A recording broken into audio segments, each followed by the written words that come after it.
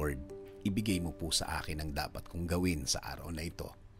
Lord, thank you for this day. Thank you for another day. Alam ko na marami na namang opportunity ang darating sa araw na ito. Alam kong darating na ang pagkakataon na inaantay ko, Lord. Panginoon, bigyan mo ako ng direksyon ngayong araw. Bigyan mo ako ng guide sa kung ano ang aking gagawin. Lalo na sa mga problema na dumating sa aking buhay ngayon, na may mga pagkakataon na nalilito na din ako, Lord. Ibigay mo po sa way ko ang mga sagot at solusyon sa mga dalahin ko ngayon, Panginoon. Ilayo mo po ako sa mga pagkakataon at mga tao na naglalayo sa akin sa sagot ninyo sa aking mga problema, Lord. Ilagay niyo po ang mga tamang impluwensya sa aking araw-araw, Lord. Mga tamang tao na mag-i-inspire sa akin. Mas magbibigay ng mga paliwanag tungkol po sa buhay at lalong-lalo na sa inyong presensya at pagmamahal. Ilayo niyo po ako sa mga maling tao na ito dahil minsan nakakadagdag po sila sa aking problemang kinakaharap. Ilayo niyo rin po ako sa mga pangyayari na maglalagay din sa akin sa mas malaking problema, Panginoon. Panginoon, itinataas ko din po ang aking pamilya. Bigyan niyo po sila ng pagmamahal. Bigyan niyo po sila ng proteksyon.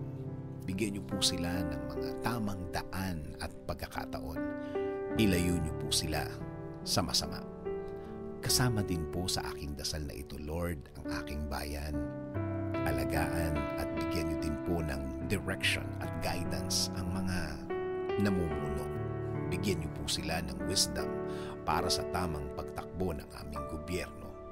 Ilayo niyo po ang mga taong ito sa pag-iisip ng masama dahil buong bansa ang kanilang inaalagaan. Hindi lang Pilipino sa Pilipinas, kundi ang nasa ibang bansa.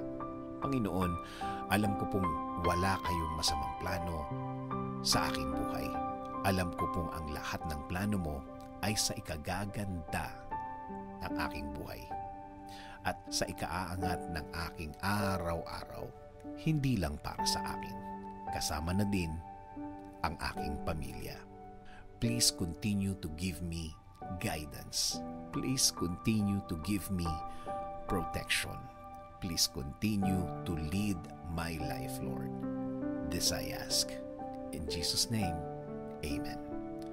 Sabi nga sa Isaiah 30:21, whether you turn to the right or to the left, your ears will hear a voice behind you saying, "This is the way, walk in it."